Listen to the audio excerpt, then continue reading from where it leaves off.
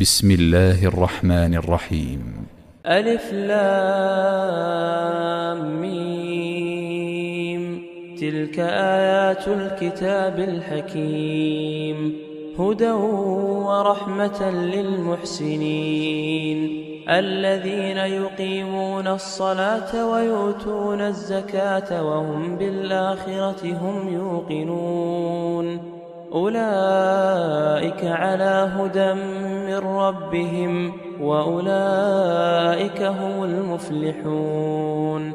ومن الناس من يشتري لهو الحديث ليضل عن سبيل الله بغير علم ويتخذها هزوا، أولئك لهم عذاب مهين. وإذا تتلى عليه آياتنا ولى مستكبرا كأن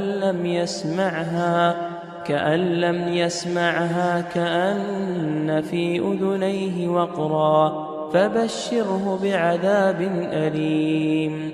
إن الذين آمنوا وعملوا الصالحات لهم جنات النعيم خالدين فيها، وعد الله حقا وهو العزيز الحكيم. خلق السماوات بغير عمد ترونها وألقى في الأرض رواسي أن تميد بكم وبث فيها من كل دابة، وأنزلنا من السماء ماء فأنبتنا فيها من كل زوج كريم.